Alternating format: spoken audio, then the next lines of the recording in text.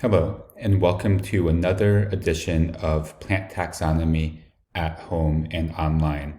I apologize in advance for when my dog Rubus starts to bark because my wife gets home from her jog. In today's edition, we will be talking about two orders, the Malpighiales, which includes a couple of families we will cover, Violaceae and Euphorbiaceae. We will also talk about the Oxalidales, which includes Oxalidaceae. So let's put this in the context of the phylogeny of angiosperms. What we have here is the entire phylogeny of angiosperms, including the basal dicots up in this section, and then we get the split with the monocots right here, and we've been working our way now through the eudicots, which started here with groups like Ranunculales or the buttercups. And we've now moved our way up, and we had a second divergence into two large groups. We had this group here, which are the rosids, and we'll see that the next large group we'll be looking at are out here, and these are the asterids. So we are about midway through covering the rosids. We've already discussed within here the Fagales. Remember, this included the Betulaceae or birch and Fagaceae or oaks. We've talked about Rosales, which included Rosaceae or the roses, and Fabales, which included Fabaceae or the peas and beans. We've also talked about Vitales, which includes the grapes, and Saxifragales, which included the saxifrages. The group that we will be covering now is going to be this small monophyletic group right here. Again, Malpighiales and Oxalidaceae, or Oxalidales. And you can see that they are sister to each other. We'll start with the Malpighiales. This is a recently recognized group that we really learned about with molecular evidence. Generally, most of the groups that we had named based on morphological traits back before we had good DNA evidence, those mostly held up when we started using DNA. But there were a few groups that either broke down or were newly formed when we started to be able to make molecular phylogenies. This is one of those new ones. And so because it is recognized really based on molecular similarities or DNA sequence similarities, it means that there are not good phenotypic synapomorphies for the group. There's no specific trait I can tell you that characterizes the Malpigs. However, we do have strong molecular support from a variety of markers, so we are confident it is a real group. I can't tell you any synapomorphies, but there are some traits that most groups have. The one that we will focus on is that most of these groups have 3 carpels. So that's the closest we'll have to a synapomorphy. There's another trait for which you are not responsible, which is why it's in these parentheses, and that is that the teeth have a single vein that reaches the very apex of the tooth.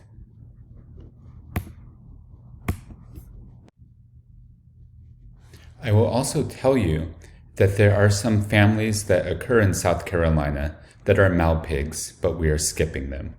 This importantly includes the Salicaceae, which are the willows as well as the aspens or poplars. And I'm really just mentioning this to you because I believe that in one of your week 1 or week 2 trees, you learned willow and you learned that it was in the Salicaceae.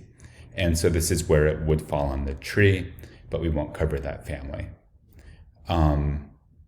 Since we're not covering it, I'm going to leave these details here, but move on. Another family that we are not covering is the Clusiaceae. This is an important tropical family, and it has colorful sap and it has cool-looking flowers. This is a Clusia, but because it is not important in South Carolina, you are not responsible for it. A third family that I'm sad that we are not skipping, or not covering rather, is the passion flowers. And so this is one of our native species here in South Carolina. It's a passiflora, or passion flower. And this group is characterized by being vines that has axillary tendrils. These flowers are fairly large. I'd say a typical flower is about this big, and you can see that they are incredibly showy. I'm surprised that they aren't grown more horticulturally. I have them growing up on my porch, and maybe if they progress quickly enough, I can show you those by the end of the semester. A family that we actually are covering.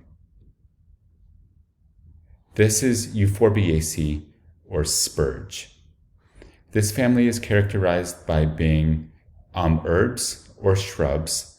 There are trees and vines elsewhere in the world, but in South Carolina, they're all herbs or shrubs. And some plants within Euphorbiaceae have a succulent, so cactus-like appearance. Others don't, and I'll show you some examples of both. An important trait in this family is that there are lactifers. So these are cells that produce a latex or a sticky substance, and it is somewhere between mildly or more substantially poisonous.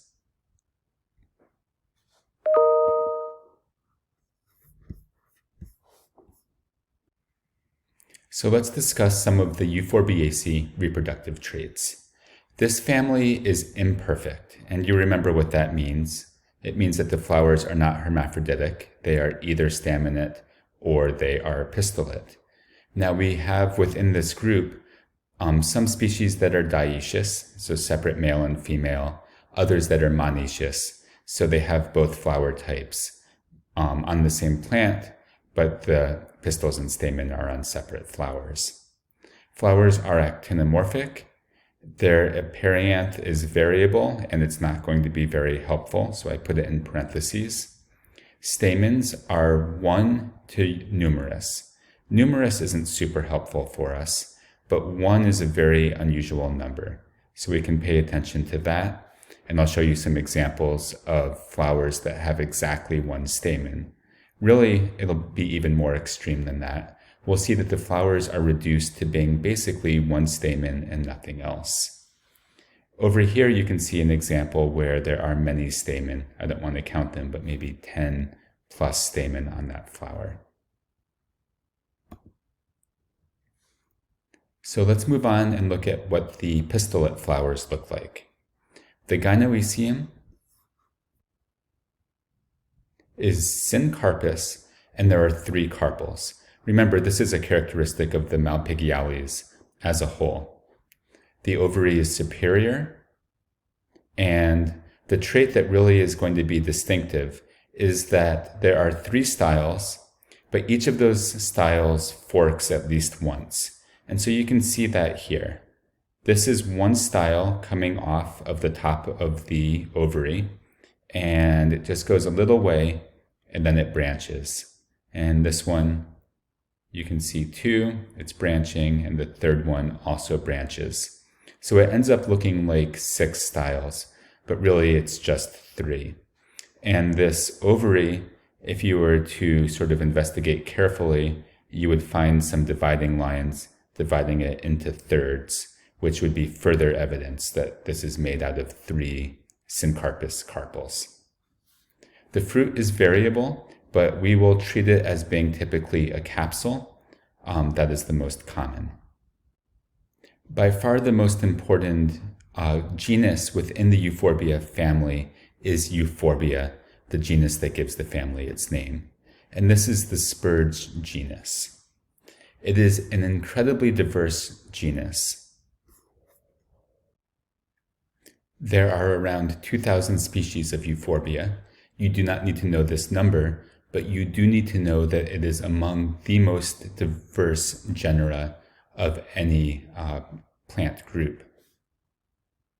And this was my drawing of a phylogeny where I was supposed to remember to tell you that they've also diverged relatively recently. So all of this, the diversity, came about in a short period of time. The flower structure is unusual. The flowers are individually highly reduced. there are pistillate flowers and staminate flowers. The pistillate flower has the pistil and receptacle and nothing else. So let me show you what that looks like. Here is a single pistillate flower. You can see it has a pedicel. You can see it has a receptacle. And then you can see it has a multi-part ovary. And of course, that branched style with stigmas at the end that we've already discussed. So this is a single flower. The male flowers, or rather the staminate flowers, are also highly reduced. So we're looking at a structure here that is not a single flower. Instead, each of these things that would be called a stamen elsewhere is really an individual flower. We have a filament, and then we have the two anther sacs, and that's one flower.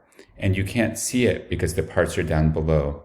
But if you were to follow this down, you would again find a receptacle, and you would find in here an individual pedicel for each of these stamen. And that's how we know that these are each separate flowers. You can see that these staminate flowers and the pistillate flower are united onto this complex lower structure. And this structure is called a cyanthium. The plural is cyanthia. Get the I in there.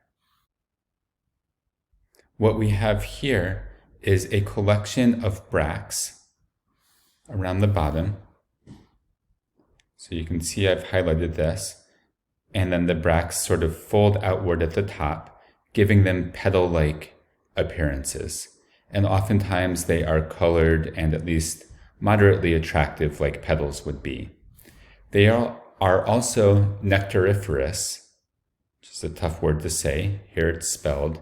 In other words, up on this flat part, there are nectaries. It exudes a sugary liquid that is then attractive to pollinators. So the bracts here are doing what a flower would typically do, being showy and having a floral reward for a pollinator. Hence, this entire inflorescence, the cyanthium, is kind of acting like a typical flower would, but it's actually composed of multiple flowers and these bracts, not just one flower.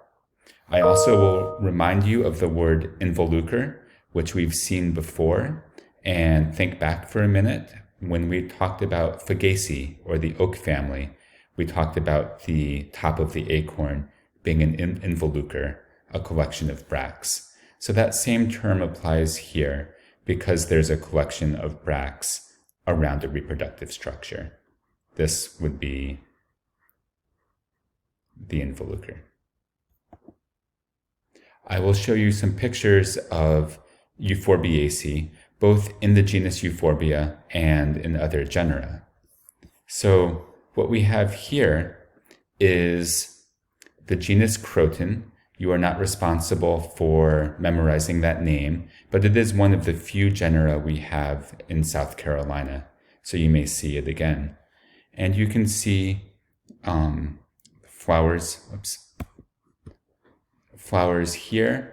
Up on the right-hand side, I've shown you a close-up of the flowers.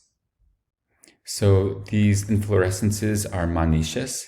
Here we have a collection of, in fact, we have one staminate flower with several anthers on it. This is not in the genus Euphorbia. So in this case, these are not separate flowers like we were just talking about. And then the bottom half of this picture shows you what a pistillate flower would look like. Here we do have a couple of different pistillate flowers together. We have one over here, and we have one poking up over here. And it looks like there are a bunch of hair-like bracts that are surrounding these flowers, creating this fuzz around them. Let's look at some examples of Euphorbiaceae. First, we have Cassava. Cassava is not commonly eaten in the United States, but it's a very important source of carbohydrates in tropical or subtropical areas worldwide, and you can see cassava roots shown here. You could buy these in South Carolina at Asian food markets, for example. A second important example of Euphorbiaceae is rubber. So natural rubber and latex comes from rubber trees. And you can see here latex being collected. So what people will do is use a knife to slit through the bark on the tree, and that will create then this flow that they capture in buckets for subsequent purification. And this is still used to make everything from tires to latex gloves. So cassava and rubber you should know. The next example of Euphorbiaceae that we'll discuss is poinsettia. And we're all familiar with this because of the bright red flowers contrasting with green foliage that we see in the holiday season. However, if you look more closely, what you should see is that these aren't really just flowers and petals at all. The next example of Euphorbiaceae that we'll discuss is poinsettia. And poinsettia is a member of the Euphorbia genus. So it's both within the family and that genus we've been discussing. And we're all familiar with this because it's a common holiday plant that we like because it has contrasting red and green structures. Let's go over and look at the flower structure. What we can see on the right-hand side is that what we're looking at here is actually not a collection of 7 or 8 flowers, but rather 7 or 8 cyanthia. So each of these structures is a cyanthia, and this one happens to be in male phase, and so you can see staminate flowers on it. Each one of these is an individual staminate flower. You can also see that there's a yellow bract associated with each cyanthium apparently. Let's then consider what are these red structures around the cyanthia. They can't be petals because they are not associated with individual flowers, but they are showy and they probably evolved to be red in order to be attractive to pollinators. Therefore, we need to give them a special name. The name that we use for any modified leaf that is associated with reproductive structures is a bract. And so we'll call these red leaves on poinsettia bracts. Let's look at a very different example of Euphorbia now. What we're looking at here is a succulent Euphorbia. It is not a cactus. A cactus is in the Cactaceae family, which is entirely separate. Rather, it looks like a cactus because of convergent evolution. So this grows in dry and hot conditions, and so it has adaptations to conserve water, such as being having a waxy cuticle and having space for water storage inside.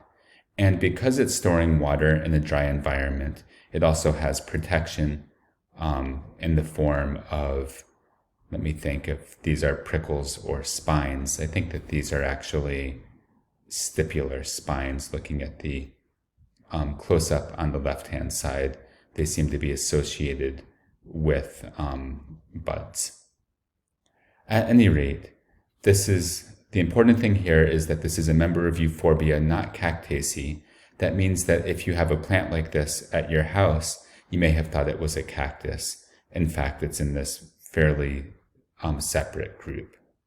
And evidence that this is in Euphorbia can be seen in this close-up on the right-hand side of what the flowers look like. This cyanthium, I'm going to circle on the top right, is in the pistillate stage, and you can see that ovary with the 3-parted styles. So this is a good and common example of convergent evolution. I will show you one more member of the genus Euphorbia. This is the plant I studied for my dissertation research. It's specifically Euphorbia esula, or leafy spurge, but you don't need to know its name. It's a plant I studied in the dry Midwest, right out at the Iowa-South Dakota Minnesota border, that area. And this plant has taken over huge stretches of prairie, costing billions of dollars in lost grazing opportunities because the toxic latex in the plant makes this unpalatable and unhealthy for livestock. It also outcompetes native species, so it's a big concern on our prairies. Where Euphorbia grows, we see a decrease in species richness and diversity. You can see that these, in this case, yellow bracts surrounding the cyanthea, you can see that they have nectar. Some of them look shiny. And you can see a collection of small bees and flies feeding off of that nectar and in the process pollinating the plants. And this is my field site, the place where I spent about 4 summers of my life. All of these yellow flowers down throughout this valley are Euphorbia. Where it's growing, it's hard to find much else. So let's go back before we get to Violaceae and review key characteristics of Euphorbiaceae. So in terms of growth form, these can be herbaceous or shrubby. The leaves are simple and sort of unremarkable. The mating system, importantly, they are imperfect flowers, and the most common form we'll see is being monoecious. We already talked about the specialized floral structure of the cyantheum. In other cases, we do have normal cymes rather than the more specialized cyantheum with those nectiferous bracts. Let's not worry so much about flower symmetry or the perianth. Remember that if you see 1 stamen per flower, that's a good clue. And if you see a 3-carpelled flower with a forked stigma, that's a great clue. The fruit type is a capsule.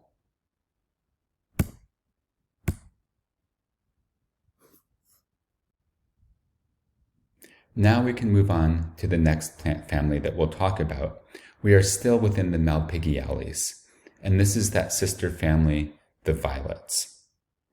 In the Carolinas and in the temperate United States, violets are herbaceous plants. Elsewhere in the world, they can be trees or shrubs, but unfortunately, we can't see that here. So for our purposes, let's focus on. And another key feature is that they tend to be stipulate. Remember, stipules are small leaf-like structures at the base of petioles, and these can be pretty impressive looking in Violaceae. So let me move my image out of the way. You can see some really large showy stipules down here, for example. This is all one stipule, and of course there's a paired one over on the other side. You can see stipules up here as well. So that's a good clue. If you see stipules, you might be looking at Violaceae. The shape of those stipules may help you figure out which Violaceae you are looking at. Let me point out, this is a common violet that grows in and around campus and elsewhere in the Spartanburg region, so you're likely to see it. This is Viola bicolor.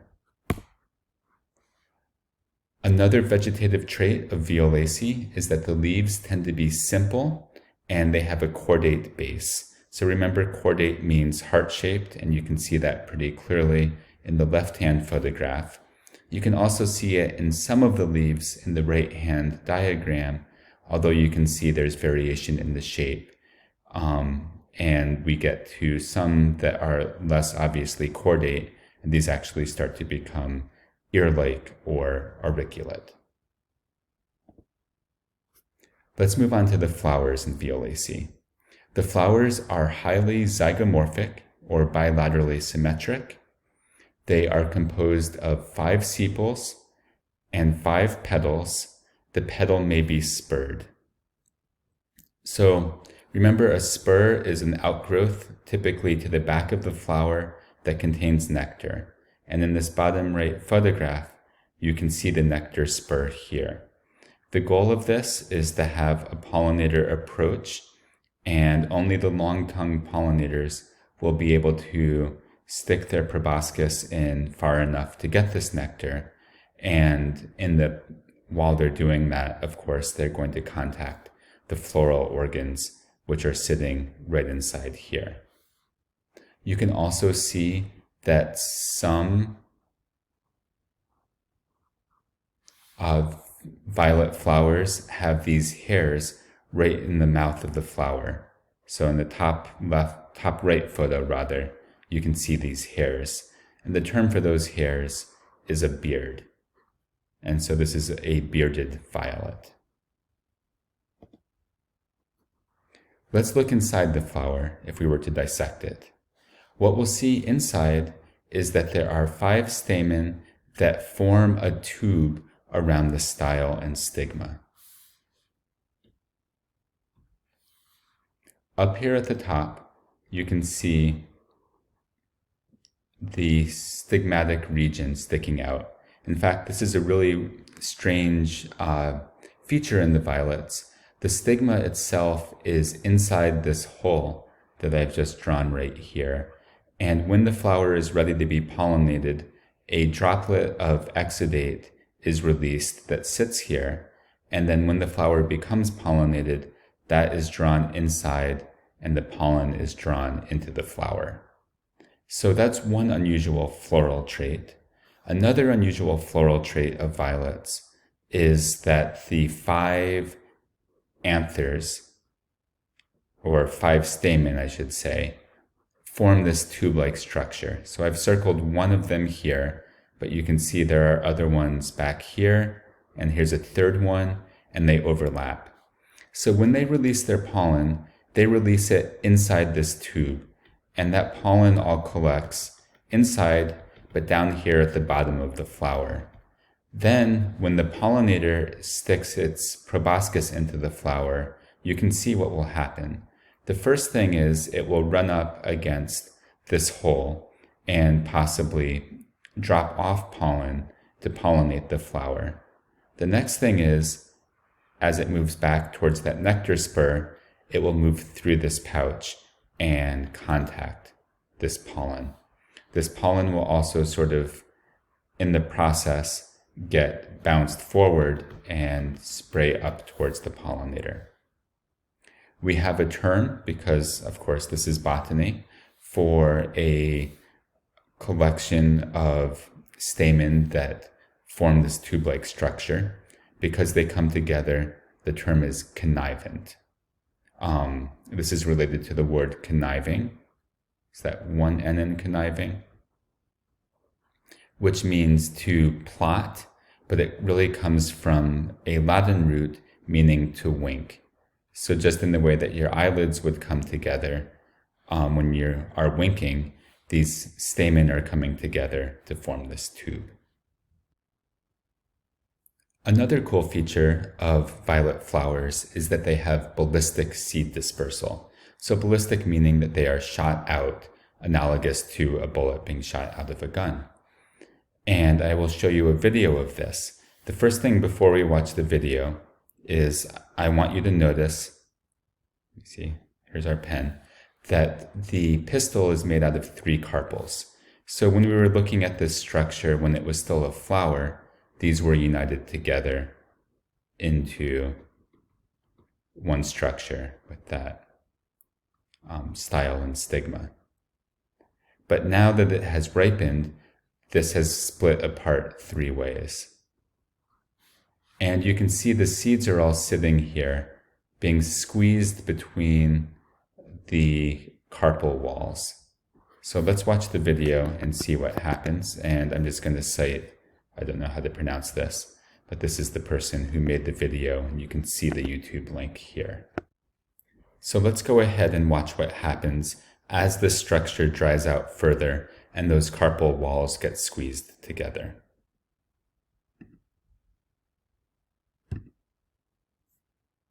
You can see as they get squeezed, it forces the seeds outward and the seeds get shot off into space. We are going to move on now to our last plant family for this lecture. And this plant family is in Oxalidales. The only family we will discuss is the Oxalidaceae, or the wood sorrel family. It's important, if you use the common name, to remember that this is wood sorrel, because there's a different family we'll talk about later that is the sorrels. They're not related to each other, but they have a similar common name because they have a similar taste. So within Oxalidaceae, there are some important vegetative traits. First, these are herbaceous annuals or perennials, like the violets. Again, elsewhere in the world, these are woody, but that is not true for us. The root is often a tuber or a rhizome, and you will know this if you have a weedy Oxalidaceae in your yard. You'll often dig up the tubers. The leaves are trifoliate, so this is going to be a key trait. They look very clover-like, and you can see that in this upper right-hand picture super easily. We've got 3 very heart-shaped leaflets that comprise a single leaf. The leaves also have a pulvinus. I think this is the only family besides the bean family in which we'll see this trait. And this allows the leaves to move, so we have nastic movement or thigmotropism. And I'm going to show you what that looks like, if I can. This is a time-lapse video showing what happens to an oxalis plant at night. The leaves all droop down, and then the next morning they would rise back up again. Let's move on and talk about the floral traits of Oxalidaceae. I call this the 5 family, Oxalidaceae. So think Oxalidaceae has 5 syllables, and everything to do with the flowers is a multiple of 5. There are 5 sepals, 5 petals. There's 10 anthers, but there's 5 short ones and 5 tall ones. And the pistil is comprised of 5 carpels, therefore it has 5 locules. The easiest place to see this is looking at a star fruit, which you can find at supermarkets. And here's the shape of the side, but if you look at it from the end, you can see really clearly the 5 sections to it. That's probably one of the few economically important members of Oxalidaceae.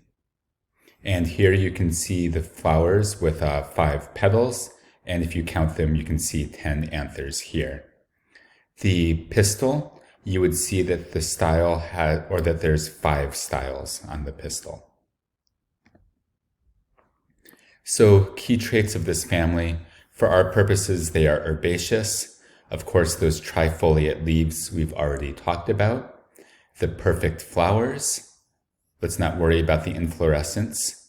Radially symmetric flowers, so actinomorphic. We talked about the 5, 5, and 5 plus 5 stamen. The pistil of 5 carpels, and the fruit is often a capsule, sometimes a berry. I'm going to show you some pictures of Oxalidaceae that occur in South Carolina. There are not a lot. There are just a handful that we could show you. So if you can recognize these, it will make your life easier on an exam. Of course, there was that one I showed you the Nastic movements for, and that one is not native, but it is a common garden plant. Here we have 2 others. This is maybe Oxalis delinei, and this one is a horticultural species that is fairly common as well. You can see that trifoliate leaf shape again.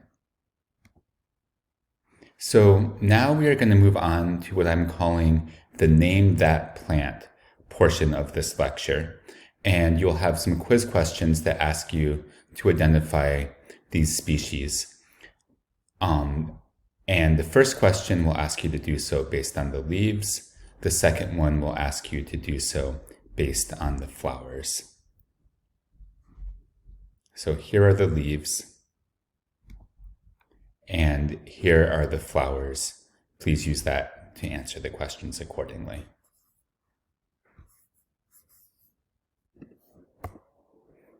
And I will end now by going over some important points from today's lecture. First, you should be aware that the order Malpighiales are in the rosids, and that they are characterized by having a pistil of 3 carpels, and otherwise it's hard to say what links them together. Within this, we have Violaceae, or the violets, which often have cordate leaf bases. They are bilaterally symmetric flowers, and they have those 5 connivent anthers that form a tube around the style. I'm going to pause here and put in a bullet point for Euphorbiaceae. Next, Euphorbiaceae, the Spurges, have lactifers which produce latex. They have imperfect flowers that are often monoecious, and their pistils have 3 forked styles. Finally, Oxalidaceae, the wood sorrels, have trifoliate leaves that look like clover, and they have flower parts that are multiples of 5.